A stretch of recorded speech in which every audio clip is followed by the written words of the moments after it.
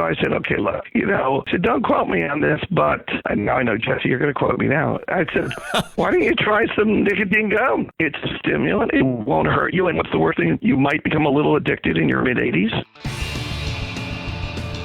Charge up your axons, ready your receptors, and shift your lobes into upper beta phase. You are listening to Smart Drug Smarts, the podcast dedicated to helping you optimize your brain with the latest breakthroughs in neuroscience, nootropics, and psychopharmacology.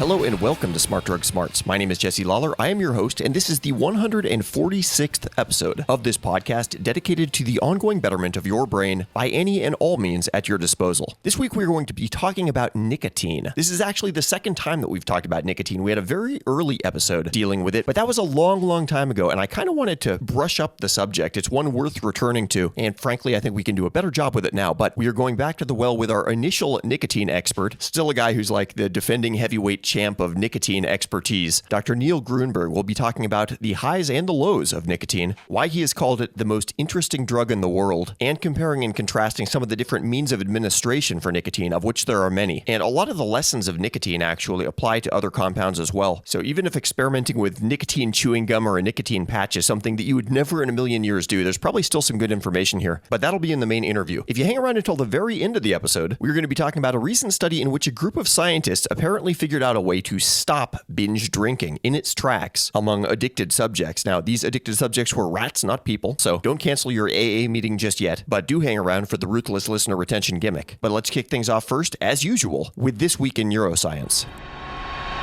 Smart Drug Smarts, This Week in Neuroscience. So in the main interview for this episode, we're going to be talking about nicotine, which famously is an inhaled drug, at least typically that's how people get it, that crosses the blood-brain barrier and winds up in the brain, which raises the question, what else that we breathe is making its way into our brains? There is this nice physiological envelope, the blood-brain barrier, that is there to protect us, but no system is perfect, and some recent data has come out showing that air pollution is actually, in some cases, at least some types of air pollution, winds up making its way all the way into the recesses of our brain, there to do who knows what. New research was conducted this year at Lancaster University in the UK, looking at brain tissue from 37 deceased people, died from a variety of causes, some natural, some not, but seeing what sort of compounds from their environment might have made its way into their brain tissue over the course of their life. 29 of these people came from Mexico City, which is a notorious hotspot for pollution. They had ages ranging from 3 to 85, so pretty wide range, and the other 8 came from Manchester in the United Kingdom. Now, in particular, the researchers were looking at a particle called magnetite, which can be an airborne pollution particle that they suspected might make it into our brain as well as the rest of our body. Now, magnetite can occur naturally within the brain in very small quantities, but the way that magnetite forms within the body is visibly different under a high-powered microscope. It's jagged when it forms naturally within the body, and by contrast, magnetite particles that are formed in vehicle engines or braking systems, they have smooth, rounded appearances. And what the researchers found when looking at the brain tissue from these cadavers was that naturally occurring or endogenous magnetite within the brains was only 1% as prevalent as magnetite that they'd brought in from their environment during their lifetimes. How is it that these magnetite particles were getting past the blood-brain barrier? Well, they are very small, less than 200 nanometers in diameter, which in comparison, a human hair is 50,000 nanometers thick, which according to the researchers, the way that this is getting to the brain, they think is going in through the nose, passing into what's called the olfactory bulb, and then continuing through the nervous system into the frontal cortex of the brain. Now, all this sounds pretty bad at first blush, and in fact, the researchers' paper uses the term dreadfully shocking, which is quite emphatic terminology for a scientific paper. In fact, I'll read you that little bit. This is from the lead author, Professor Barbara Marr, who says, "It's dreadfully shocking. When you study the tissue, you see the particles distributed between the cells, and when you do a magnetic extraction, there are millions of particles, millions in a single gram of brain tissue. That's a million opportunities to do damage." Now, as crummy as all this sounds, it's not an open and shut case that this sort of environmental pollution making its way into the brain is actually leading to any bad downstream effects, although there are plenty of suggestive links. Dr. Claire Walton of the Alzheimer's Society says, "The causes of dementia are complex, and so far there hasn't been enough research to say whether living in cities and polluted areas raises the risk of dementia. Further work in this area is important, but until we have more data, people shouldn't be unduly worried." However, as the study's author points out, these particles are made out of iron, and iron is very reactive, and so it's almost certainly going to do some damage to the brain. It's involved in producing very reactive molecules called reaction oxygen species, which produce oxidative damage, and that's very well defined. It can't be benign.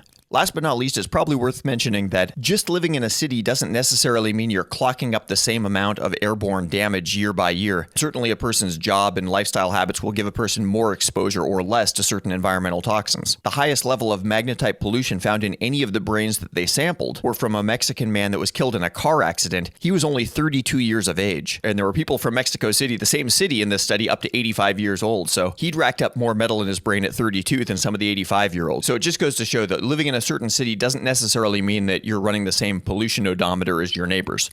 Smart Drug Smarts, the podcast so smart, we have smart in our title twice. Picked up a 5-star review on iTunes from listener Local Mobile Guru, who said, "Nowhere else in digital space can you listen to experts give better advice on psychopharmacology and its practical uses than on this podcast. I have been introduced to topics that I would never have been exposed to had this not been available." Well, thank you, Local Mobile Guru, and thank you to everyone who has left an iTunes review or given us the likes or the social shares or any of that stuff. And thanks also to those of you who leave comments on the website. One kind of fun thing about having all these episodes out there now is that every now and then a comment will come in from an episode that we published literally years ago. I got one really good one this week came in. This must have been like within our first 10 episodes, but in that episode we were talking about a shake with raw eggs in it and could you get salmonella from the raw eggs? And a Smart Drug Smarts listener who is also a registered nurse, she commented, and I thought I would share this because good info here. "I'm a nurse and I wanted to clarify this. Fresh eggs do not have a high risk of containing bacteria. In fact, in most countries other than the USA, eggs are not even refrigerated. The risk of infection comes from handling the eggs themselves. Since the chicken only has one exit hole, fecal material often ends up on the eggshells. Manufacturers wash the eggs, but sometimes there's still residue left on the shell. It's important to wash your hands after handling an egg to prevent infection, but there's little chance of disease from the meat of the egg itself, even when raw. If the inside of an egg has been contaminated with enough bacteria to make you sick, it will almost always smell very bad when cracked." So there you go, just a little bit of rotten egg and chicken physiology trivia, courtesy of a fellow Smart Drug Smarts listener. Thank you, Jenna. Thank you also to those of you that took advantage of the Axon Labs flash sale that we had broadcast over the various social media channels a week or so ago. That was a big success. A lot of people jumped in on that, and whether you are a longtime user of Nexus and Mitogen or a first-timer just giving it a try, hope very much you enjoy those. Would love to hear your thoughts, especially, in fact, if you're a first-timer. I've got some Nexus in my system right now, as a matter of fact. If you want to find out about Nexus and Mitogen and their full complement of ingredients, you can check those out on the web over at axonlabs.io, or you can click the shop link over at smartdrugsmarts.com. If you happen to be loitering around on smartdrugsmarts.com and you have not yet signed up for our mailing list, consider this an invitation to do so. You'll probably be hit with one of these banners asking you to sign up, but if you manage to dance between the raindrops and somehow that doesn't happen to you, you can dive right into the mouth of the whale by going to smartdrugsmarts.com/newsletter. Last but not least, if you were listening to this podcast relatively quickly upon its publication, it's going to be September the 16th as this publishes, but in less than a couple of weeks here, Wednesday, September 28th on Twitter, we're going to be having a real-time event, an Axon chat with Dr. Dominic D'Agostino, who is an absolute know-it-all when it comes to fasting, ketosis, ketone esters, ketogenic diets, using this stuff for both performance and for disease amelioration. We're going to be talking with Dominic on next week's episode, but he's going to be open for questions with us on Twitter on Wednesday, September 28th. So mark your calendar if you want to find out how to participate in that, which is remarkably simple, especially if you already have a Twitter account. Just head over to smartdrugsmarts.com/axonchat and you'll quickly learn everything you need to know. Okay, so that's all the announcements. Let's head on to the main interview.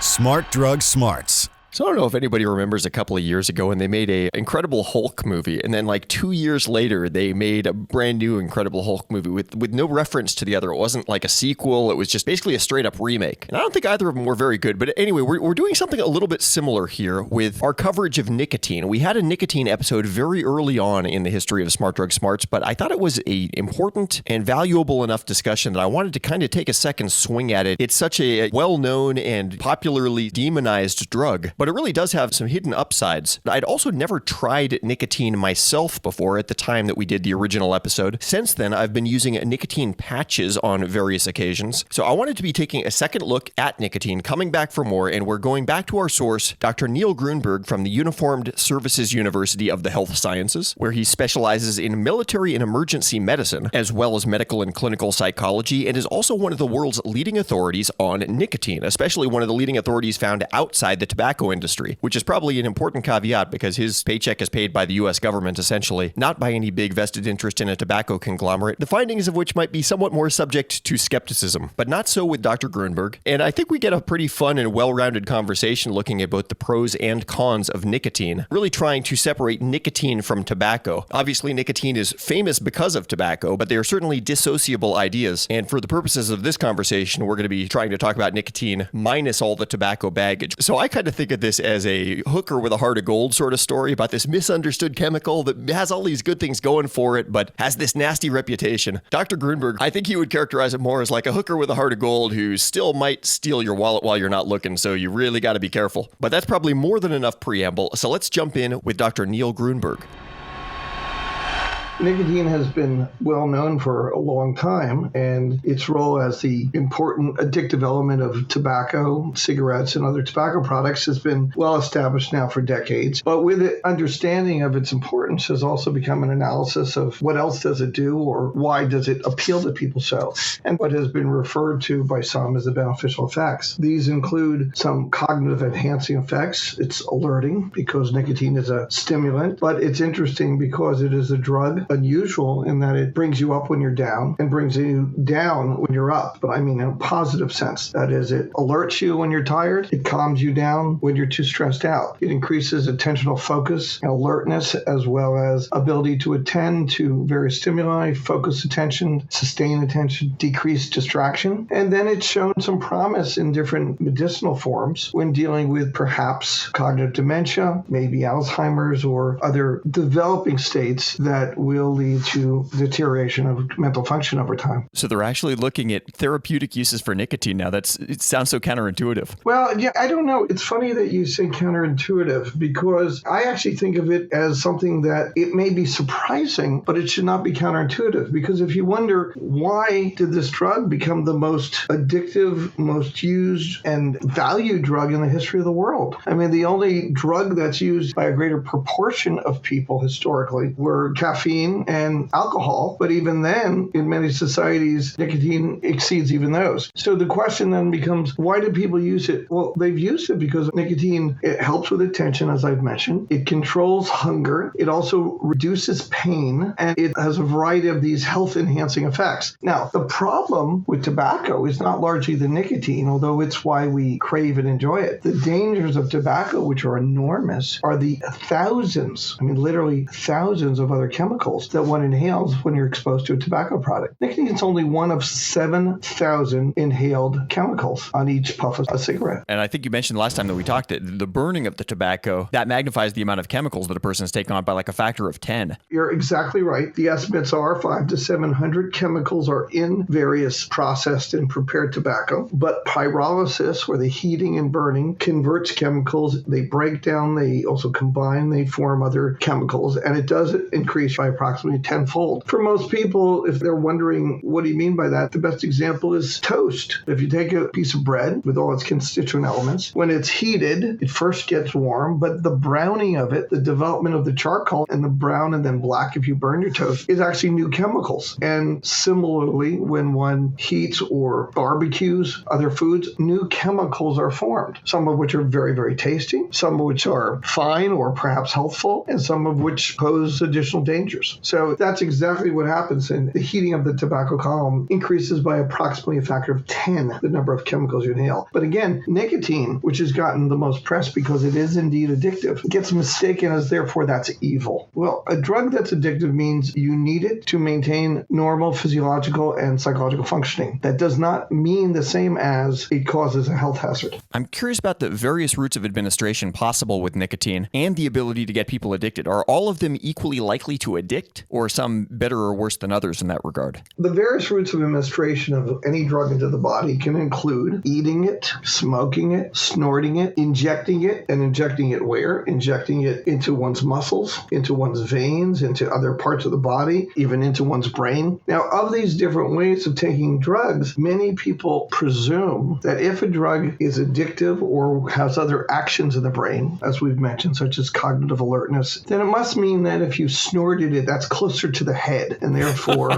that must be more. Other people think that the old expression to mainline a drug became popular in the 60s and 70s. Mainline means to put into the bloodstream directly. People assume, okay, mainlining, that must be a way to really get nicotine or cocaine or heroin into me. Well, that gets it into the body, the systemic circulation. But mainlining, snorting, eating are not the best ways to get it to the brain. And this is something that is very surprising, is that the most effective way to get a drug to the brain, of course, would be inject it directly into the brain. But let's leave that as something that we do that experimentally with animal models, but that's just not done. But for a human, surprisingly, the most effective way to get the drug to the brain is to actually smoke it, presuming one additional assumption, that the chemical itself, that it passes from the lungs, is picked up in what's called the circulatory or the pulmonary circuit, the lung portion of the bloodstream. It's carried to the brain, and then, this is important, that the chemical structure is such that it passes what's called the blood-brain barrier. Now, the blood-brain barrier I liken to a piece of naturally occurring cellophane wrap or some plastic wrap with tiny, tiny little perforations. It protects the brain, so that's why it's rare for the brain to get infected with bacteria, viruses, other problems. Many chemicals cannot pass the blood-brain barrier, so they're blocked, they don't get in. But nicotine is one of many that does. So if you smoke a cigarette, and nicotine's in the cigarette, of course, it's taken up into the lungs. The part of the bloodstream that picks up the oxygen for the lungs also picks up the nicotine, and in less than 10 seconds, estimates are 5 to 8 seconds, after you inhale a cigarette puff, the nicotine goes directly, is picked up in the lungs and gets into the brain very rapidly, passing the blood-brain barrier, making it highly addictive for two reasons. One is that it gets to the brain, and the other that it gets to the brain in close temporal proximity, in close time course from the behavior of using it. Yeah, that reminds me of the B.F. Skinner behaviorism experiments and how the things that were easiest to train animals on were the things that had the really rapid feedback. That's exactly right. It has to do with the time course between the stimulus, the response, the reinforcer. Now, the other thing that's interesting, so if you take the nicotine and let's say you were to snort it, you think, well, that's near the brain. But no, when you snort a chemical, it goes through the nasal passage and then into the GI tract, into the gastrointestinal tract. Very little is absorbed across the buccal mucosa, across the mucosa of the mouth. Some is, but not much. A really good example, maybe your listeners will find familiar, not as if they've done this, but they'll find it familiar, is marijuana. If one smokes marijuana, the tetrahydrocannabinol, the active ingredient THC in marijuana, also passes the blood-brain barrier and gets there rapidly to have its euphoric effect on the brain. If you eat marijuana in a cookie, in a brownie, in a foodstuff, it has a much, much lower effect because when it's eaten, it goes into the stomach, is broken down in the stomach in the GI tract, grinded up. It then is metabolized or broken down further in the liver, and then the bloodstream picks it up. And so if you eat any material with a drug, whether it's a marijuana, THC, nicotine, cocaine, coca, heroin, other things, it takes much longer to get to the brain, building on the point you just made about Skinner and others and reinforcement. But also the amount of the drug is markedly reduced. So to smoke a drug that passes the blood-brain barrier is the most effective way to get it there and therefore is the most addictive. That's followed by some other kinds of mainlining, but even then, if you inject something into the bloodstream, inject something into my arm, into a vein, it goes to the heart, and then that goes throughout the whole systemic circulation. It takes quite a while and is broken down substantially before it gets to the brain. So this is a very important point, and that's why if one uses another way of getting a drug is transdermally, across the skin. Nicotine passes across the skin, and that's why nicotine patches work, but it's a much lower dosage than if it's smoked. What is the approximate ratio there as far as what actually winds up in the brain from like a standard nicotine patch, which I think is like an inch, maybe an inch and a half by an inch and a half? How much nicotine is actually crossing transdermally and winding up in the bloodstream versus if somebody were to smoke an equivalent amount of cigarettes? What would the equivalent amount of cigarettes actually be? I guess the range would depend on a lot of characteristics of the person, but I would say 10 to 30 fold less. So that's why the patch is intended to be a smoking cessation aid, recognizing that the individual smoker has come down dramatically from, say, 2 packs a day, which would be 40 cigarettes, to a pack, 20 cigarettes to 10 cigarettes, and then maybe the patch over the course of the day would be like a few cigarettes. That's really interesting because in the time since we've talked, there have been many, many, many days that I've used a patch for cognitive purposes, but I wound up finding that even a whole patch was too strong for me, and so now I'll cut it in half with the scissors before I put one on. But to think that that's 30, 50 times less than an honest-to-goodness smoker might might be getting. That says a lot.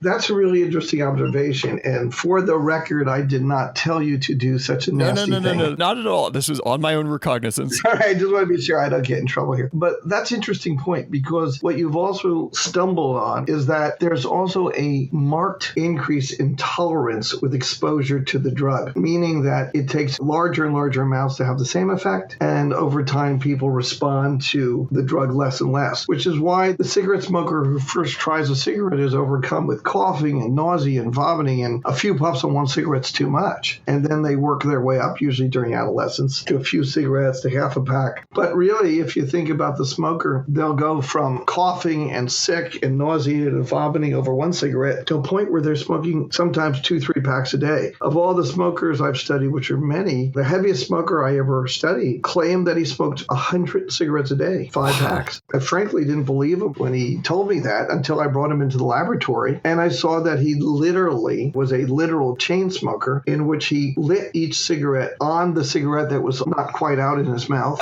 Sometimes he would have 2 cigarettes in his mouth at once, so that from the moment he woke till he went to bed, he'd have a cigarette in his mouth. Think about that. If you were sensitive to a patch, which is like a few cigarettes, depending on the brand, maybe it was the same as 5 cigarettes, but probably it was more like a couple. And this guy is smoking 100 a day. Incredible. Yeah, you could totally imagine where somebody, if they're doing that from the time they wake up to the time they go to sleep, they might very well have withdrawal symptoms during the time that they're sleeping, and maybe be disrupting their sleep as a result of that. That's absolutely correct. In fact, one of the ways that's very insightful, one of the ways of estimating the extent of someone's biological addiction is how long it takes from when they wake up in the morning or in the middle of the night until they light that first cigarette. The person who feels compelled must light the cigarette in less than 5 minutes from waking is usually heavily addicted. The person who wakes up and waits an hour or two before they have the cigarette after breakfast is responding to it, but is not showing as powerful biological addiction. And then the person who's called a chipper, who smokes when they're at a bar, when they're with friends casually, but can go days or a week without smoking, that person does not display a biological addiction. So one thing that I learned since the time that we first talked is that our brains have inside them something called nicotinic receptors, which makes me wonder, is nicotine an exogenous analog, something in the outside world that reminds our brain of something that would normally be there anyway? For most of human history, people didn't have access to tobacco. I mean, certainly, I guess it was a plant from the New World that people in the Old World wouldn't have had access to before the time of Columbus. So what is it that's naturally there within our brains that nicotine is reminding our brains of? What's been casually referred to as nicotinic receptors are more accurately called nicotinic acetylcholinergic receptors, but I'll refer to them as nicotinic or nicotine receptors for the moment. We now know that there are many, many subtypes. They have a similar structure, but with some variations. These occur throughout the brain, and they respond to acetylcholine, and they respond and also when stimulated to the release of other natural chemicals called dopamine. So the nicotinic or nicotine receptors get their name because, interestingly enough, they respond to this endogenous material acetylcholine, but there's 2 large categories of types of these receptors, many in the brain, others in the peripheral nervous system, others in the part of the nervous system that interacts with our muscles. And back in the 19th century, it was discovered that when one took extracts of tobacco, later to be understood to be nicotine, and you stimulated these receptors, some were stimulated by nicotine, these acetylcholine receptors, some responded to another chemical called muscarine. And so the name of the receptors had to do with the fact that it was a subgroup of naturally occurring receptors that responded to nicotine. Since those discoveries and the explosion in what's called molecular biology, studying the molecular structure of these proteins actually in the brain over the last 40, 50 years, it's been discovered that there are nicotine receptor subtypes that underlie the addictive part of nicotine's effects. There are different nicotine subtypes that underlie the cognitive enhancing effects we've briefly discussed. There are different nicotine subtypes that probably underlie the other effects of nicotine, to calm you down versus to jazz you up, to control your appetite versus to be addictive. addictive. The reason this is so important, Jess, is that pharmaceutical companies can now design and synthetically create nicotine, what are called nicotine analogs, designer drugs, to stimulate certain nicotine receptors and not others. So you can see this is where the medicinal or the medical developments are very, very exciting. If we can have drugs that, like nicotine, make us more alert, more attentive, better memory,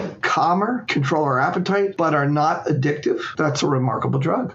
Is nicotine a chemical that is easily synthesized, or is it something that the best way to get it is still to extract it from a tobacco plant? Well, the easiest way is to extract it from a tobacco plant, but it can be synthesized today as well. Yeah, I was just wondering if it was something where the big tobacco companies are actually going to be moving into the pharmaceutical space for this, or if it's something that big pharma can do on its own. There's also genetic hybrids and the like of tobacco plants that have various concentrations and different amounts of nicotine. But it's the pharmaceutical companies, even more than the tobacco companies, that are working on the pharmaceuticals or the medicines that are based on nicotine. Yeah. I mean, that's an interesting question you raise, and this is what gets into a big debate. For the purposes of your program, I promise to stay focused on the science rather than the health policy. But your listeners will readily be able to see where I'm going with this. Because indeed, we understand there are different kinds of nicotine receptors, some which will have beneficial effects, others will enslave through the addictive drug. That's not a politically loaded term. That's not politically loaded. That's an accurate word of the derivation of the word addiction, which is actually from a Latin root meaning to be enslaved. Wow. But if the pharmaceutical companies can design nicotine-like drugs, then why can't the tobacco companies also design products that are feel good, taste good, are rewarding, pleasant, but not addictive? And you can imagine that's where the health policy arguments goes, because intellectually they should be able to. But then that gives free choice to the consumer, rather than lack of choice once you become addicted. You follow my drift on this. Very interesting. And this is where it's the various nicotine medications. Back to your point about routes of administration, there's nicotine gum, but there's nicotine lozenge, there's nicotine nasal spray, there's even nicotine water and aerosol. But based on what I said before, again, the listener will realize which would be the most effective at getting the nicotine to the brain. Well, of course, the nicotine aerosol, the nicotine spray, like the asthmatic who's using an inhaler. That's a much more potent way of getting to the brain than drinking a nicotine water. If you're using it to get you off the tobacco, this is good, but then we're having maybe ethical or moralistic judgment as well as a health judgment. Should I be drinking nicotine water for the rest of my life? Is that bad? Yeah. What's wrong with addiction if you're addicted to something that's healthy and not dangerous? But it becomes an interesting debate. Yeah, it makes me think of the sort of general public consensus, I guess, towards marijuana that we've seen and how much that's changed over the course of the past 10, 15 years. Kind of getting the door open with some of the treatment and therapeutic uses, bringing people on board thinking, maybe this stuff isn't so bad. Yeah, it makes you wonder is if there's somebody sitting in like a marketing company thinking about the sequential steps of how to undemonize nicotine in the public consciousness. What are those dominoes? Is it medicinal nicotine or something like that? That's a really good point. I'm surprised that at least I'm not yet aware of, Jess, that someone has even gone to some kind of hybrid name instead of medicinal marijuana. Why aren't we calling it meta marijuana or metajuana or something? I mean, from a marketing point of view, that's the next step. And then, is nicotine, because it's kind of scary, is it going to be Nicomed? Is it going to be Cognitine? Good marketing people will grab it and see what they can do. But I fully expect over the next decade, and you raise an interesting point about medical marijuana. Where are we going with it? What's its route of administration? But see, with routes of administration, you get also into this tricky business. What comes to mind now listening to you and thinking about it is the electronic cigarettes. People often ask me, isn't this better? Well, theoretically, an electronic cigarette should be much less dangerous than a cigarette because you're getting hundreds of chemicals instead of thousands, right? So that sounds great. Yeah. Also, if the electronic cigarette is used the way it's marketed, and from what I understand, it was initially intended as a smoking cessation aid, then of course that's much better than continuing to be a tobacco smoker until you're sick or die. But we still don't have enough careful information or evidence about how dangerous e-cigarettes are. But even more concerned than that have been the recent practices, almost since the e-cigarette was introduced, people putting, instead of nicotine caps capsules, they're putting in meth capsules, they're putting in THC capsules. Wow. And they're actually using the device with various mixes of chemicals, incredibly dangerous, in remarkably high concentrations, and then inhaling it, getting it into the body and brain in this very effective way. It just goes to show that once the technology is out in the public sphere, you never know how people are going to wind up using it. It's like, the development of the syringe, development of the patch. This is a remarkable drug delivery device. When used appropriately, it's truly impressive, very valuable, but also easily abused. So we talked about some of the cognitive benefits of nicotine earlier in this conversation, and most of those that we discussed seem to be acute, short-term spikes. And there's also some long-term downsides that are worth talking about, vasoconstriction and I think some changes in the heart muscle. But what I'm wondering about is, are there any long-term upsides to nicotine? Anything good from continued prolonged use? That's a really good question. And as you're asking it, I'm trying to think if I know of any. I actually cannot think of any evidence of which I'm aware of a long-term upside of using nicotine. But I need to readily admit that I also cannot think of many long-term downsides of nicotine per se, except that nicotine in substantial dose over time will cause vasoconstriction, a constriction of blood vessels, and may also lead to problems with heart muscles. We did some studies on that many years ago studying in rabbits, and it was consistent with some other evidence. And we were just looking at nicotine, and we saw changes in the heart muscle, what was called a cardiac myopathy over time. Again, the heart muscle problems, the vascular problems, I cannot think of a long-term benefit. Now, again, with full disclosure, to be intellectually honest, I don't know how many years of nicotine exposure it would take to have a dangerous effect. So I certainly would never advocate that a child or a young adult would use the drug for a long time. But whether someone in their 50s, 60s, 70s might use it, it might provide a beneficial effect. I'm open to that possibility. So sometimes I'll do these mental trade-offs. Like in the case of nicotine, you mentioned long-term for your heart, probably not a great idea. But then I'll find myself thinking, well, I exercise, I eat really well, I kind of do all the right heart stuff. Knock on wood, my heart probably has much better odds going for it than your average person. Maybe I can afford a couple of cardiac demerits from using a nicotine patch, sort of, the upside of the cognitive benefits counterbalances the wear and tear I might be doing on the heart. I mean, does that sound like wishful thinking, fanciful? I wouldn't say it's wishful thinking, Jess. It's a really interesting question. What comes to mind is cocaine users over the years and various other stimulants, amphetamines. But as I recall, many years of cocaine use also would have tremendous problems on the heart. We've seen this with various other stimulants and performance-enhancing drugs of different sorts. So there's been obviously a lot of debate and discussion, and particularly with sports figures and better drug screening. There's a lot of drugs now that are screened for and they're avoided as PEDs or performance-enhancing drugs, both because they give an unfair advantage to the athlete, but also because they pose a tremendous risk, particularly through the heart. So whether or not there's a cost-benefit analysis, I suspect that, at least with regard to nicotine, as we understand it now and how we administer it, I cannot imagine that it would be ever of value compared to its potential danger over decades. I had a colleague, a friend many years ago, was someone I had known, and the person was at the time in mid-80s and was very disturbed that their memory was lapsing. No Alzheimer's, but senile dementia, mid-late 80s, and kept asking me, is there anything that could be done? And I basically finally said, look, at the time, this was about 20 years ago, there was no obvious answer. And I told the person about the literature and the growing evidence about nicotine. I said, I don't know if nicotine gum or nicotine patch might help with your memory problems. Again, a case of one, self-reported, self-aware, placebo or real effect, but the person reported to me when they did start using nicotine gum periodically, it was energizing, alerting, posed no health hazards that they were aware of, and it helped with their memory. The person went on to live another decade. Only case I'm aware of directly. So you personally, with everything that you know about nicotine, it is not something in your personal medicine cabinet, your personal supplement drawer? To be honest, it is not in my medicine cabinet currently. I'm 63 and I believe I'm still have all my marbles and everything else. Whether or not it will be in my cabinet in 10 years or 20, you'll have to ask me when you and I do this podcast again in 10 or 20 years.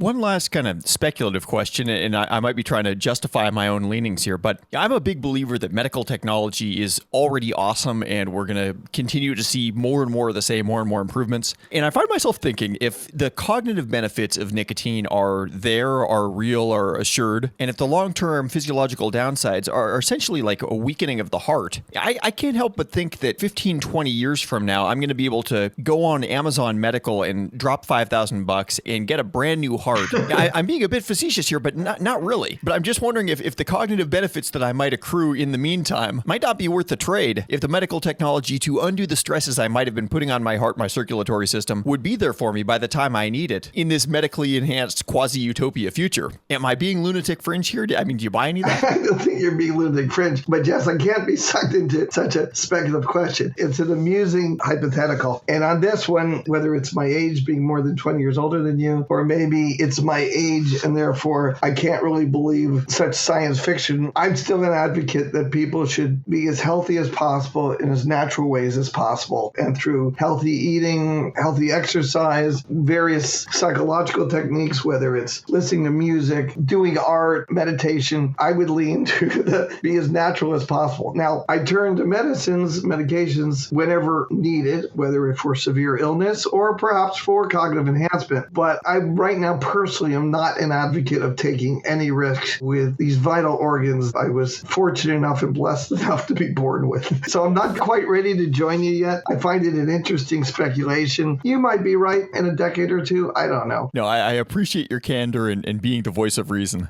But part of it is rather than to be nicotine, I think the more likely medication that in your lifetime for sure, and I think likely in my lifetime, may actually make a big difference, are the great number of pharmaceutical companies that are working on various cognitive enhancers, whether they're nicotine analogs, that is nicotine-like drugs, and others. This is a very exciting area because as we're living certainly well into our 80s and many people into the 90s, my mom, for example, is a remarkably healthy 93, shows very, very minimal cognitive effects. But a lot of it is 30 years ago, she asked me, what do you think I can do to stay really healthy? I said, okay, Mom, we got to really get on a regular aerobic exercise, even though mild. You watch what you eat, no unhealthy behaviors. And she was religious about it. And 30 years later, the woman is alert, could be in on this conversation and is dancing. It's truly remarkable.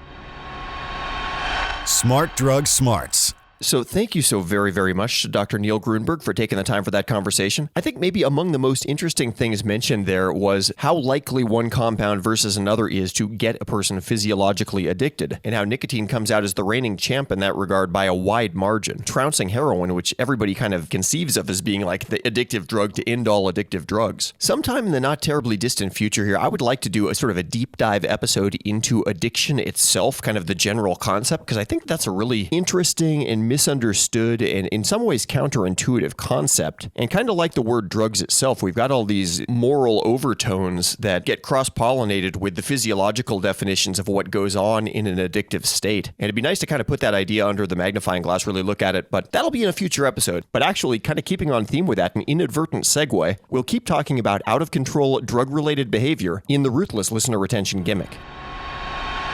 Smart Drug Smarts, Ruthless Listener Retention Gimmick. What's the difference between a binge-drinking rat and an alcohol-dependent rat? It sounds like it's the lead into a joke, but it's actually a legitimate question. And researchers at the Scripps Research Institute, which is a U.S. medical research nonprofit group, have actually been doing a study recently that has, in addition to a control group of rats that are only drinking sugar water, other rats which are binge-drinking alcohol or are made alcohol-dependent, so not necessarily giant amounts of alcohol all at once, but a continuous steady supply, enough to induce the rat equivalent of human alcoholism. Now first, as with all animal studies, it's worth putting the caveat that just because we see certain things in animals doesn't mean those findings will necessarily translate up to humans, but this does seem like a really promising finding, what they've come up with, which is essentially an exogenous drug treatment, which in these alcohol-dependent and binge-drinking rats has completely stopped in its tracks the learned behavior of whatever alcohol abuse the rats are doing. So previous studies had already established that there are a number of neurons in the central amygdala that the scientists believe are related to the learned associations between alcohol and reward in alcoholic rats. They've observed that the more that a rat drinks, the more activation they see in a neuronal ensemble that seems to reward and then reinforce future alcohol drinking, which essentially becomes the slippery slope towards addiction. So after training these rats in their various drinking behaviors, the alcoholics, the binge drinkers, and the teetotaling sugar water rats, the researchers injected them with a drug called DAWN-O2, which has the ability to change these activated neuronal pathways that get turned on as a learning behavior is formed and revert them back to an inactive state. And doing this in the two groups of alcohol-abusing rats seemed to revert them to what appears to be a normal relationship to alcohol. They didn't stop drinking, but they didn't continue drinking habitually. The study's first author, Giordano Di Guglielmo, said, "We've never seen an effect that strong that has lasted for several weeks. I wasn't sure if I believed it." So not even trusting their own findings, the scientists ran the experiment a second and then a third time, getting the same result each time, that the dependent rats would stop their compulsive drinking when these neurons were switched back to an inactive state. Said another colleague on the study, "It's like the rats forgot they were dependent."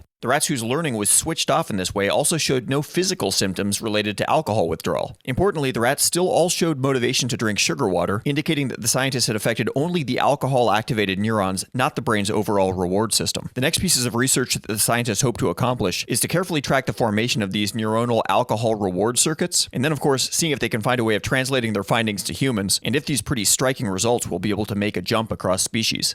Smart Drug Smarts, where we turn information into sound, into bits, into packet data that turns back into bits and sound, and then into neurotransmitters that release funds that release mail-order synthetic chemicals that cross the blood-brain barrier to release augmented performance from your brain. Okay, that is it for episode number 146. Thank you for hanging around until the very end. If you enjoyed this episode, you can find the links to everything that we talked about here, and probably even more links just for good measure, up at smartdrugsmarts.com/146. Last week, in case you missed it, we had a big episode, almost an hour long, so a little bit longer than our normal fare, talking with Dr. Dennis McKenna about psilocybin and ayahuasca and major psychedelic compounds at large doses. And next week, we're going to be looking forward to another epic-length interview, this one dealing with ketosis and the brain. Ketosis, in case you've been living under a nutritional rock for the last couple of years, is what happens when you go very, very, very low carb and force your body to live primarily off fats. Sometimes this happens in a starvation state, living off your body's stored fats, but if you're just eating a lot of fat in your diet and excluding most everything else, then you can be living off nutritional fats. Anyway, lots to be said about that. That'll be in next week's episode at number 147. And last little reminder on the way out, we are getting dangerously close to having 200 five-star reviews for Smart Drug Smarts on iTunes. We've actually got more than that if you looked at the international ones, but iTunes is very nationalistic and does not consolidate all these in one easy-to-see way. But if you've ever been looking for an occasion to leave a nice review for Smart Drug Smarts and you kind of want to be the one that maybe pushes us over that 200 five-star review limit, now is your chance. Strike fast, or otherwise you'll have to wait for our next milestone, whatever that might be. In any event, I will see you back here next week, same time, same podcast, and with the same unflagging commitment to helping you fine-tune the performance of your own brain.